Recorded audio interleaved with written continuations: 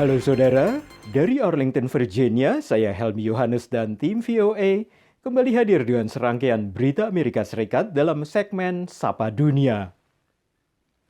Kami awali dengan serangan rudal Israel terhadap kelompok militan Hizbullah di Lebanon yang menurut Israel merencanakan serangan besar-besaran. Hizbullah membalas dengan meluncurkan ratusan roket dan pesawat tak berawak.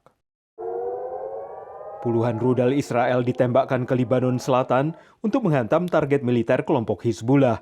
Setelah pasukan pertahanan Israel IDF mengatakan telah mengidentifikasi Hizbullah sedang mempersiapkan serangan segera besar-besaran terhadap Israel.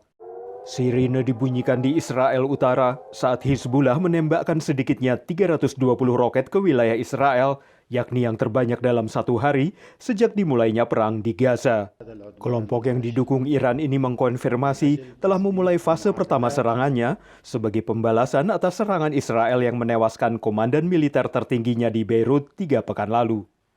3 orang tewas dan 2 terluka di Lebanon menurut Kementerian Kesehatan setempat, dan tidak ada korban yang dilaporkan di Israel.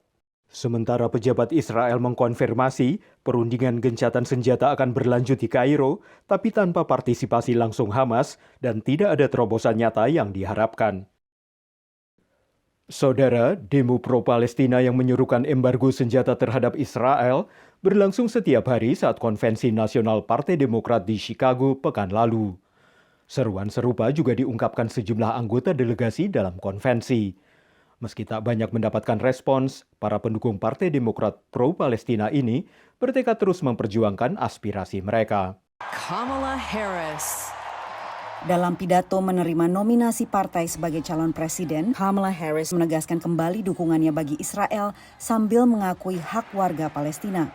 President Biden and I are working to end this war such that Israel is secure, the hostages are released, the suffering in Gaza ends, and the Palestinian people can realize their right to dignity, security, freedom, and self-determination.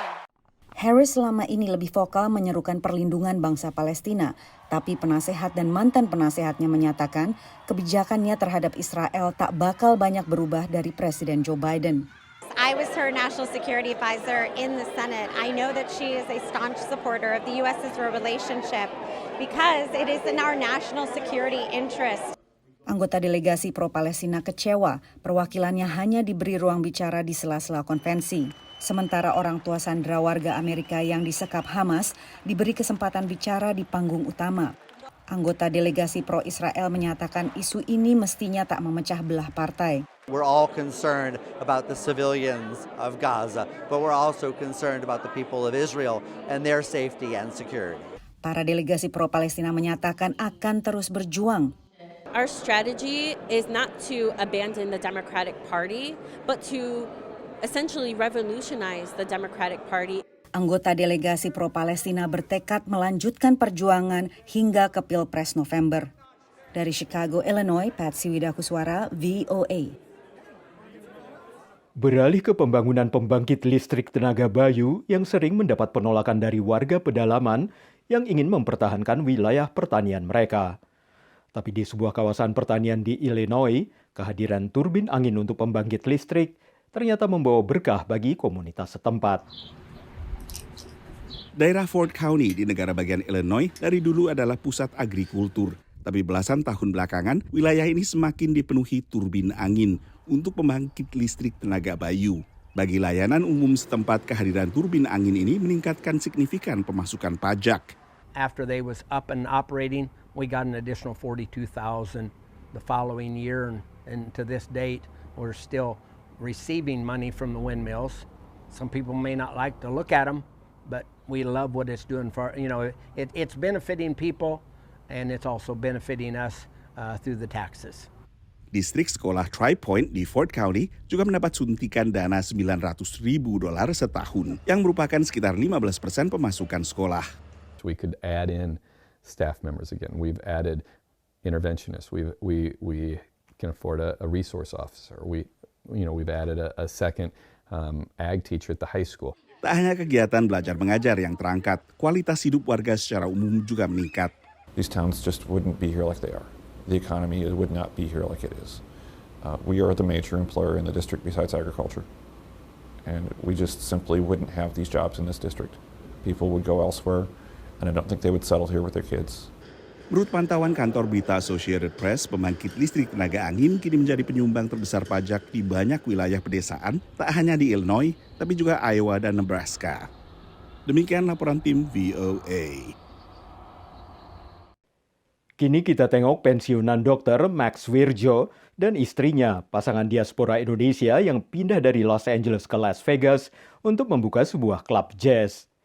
Tapi klub ini dibuat dengan konsep unik, yakni memadukan musik jazz berkelas dengan makanan Jepang berkualitas.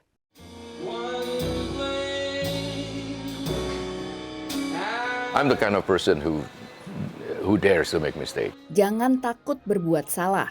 Demikian prinsip Max Wirjo, pensiunan dokter di Los Angeles yang kemudian beralih menjadi seorang pebisnis di Las Vegas, Nevada. Bersama istrinya Angie, pasangan diaspora Indonesia ini memutuskan membuka Maxon Jazz setelah sebelumnya sempat membuka klub jazz di Surabaya dan Bali yang terpaksa ditutup karena terkena imbas pandemi. So we just make a plan. I have to find a place.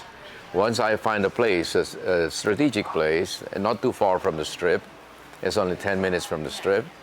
And then we have to remodel it because I want to have a jazz club with the caliber of the jazz club in New York or Paris or London. Those kind of club. I want even better than them. Walau tak memiliki banyak pengalaman bisnis di bidang entertainment, Max berani merintis Maxon Jazz akhir 2020 dengan perencanaan yang matang. And Angie, my wife, happens to like Japanese food.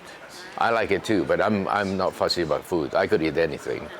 So I said, well, maybe we should have sushi and jazz.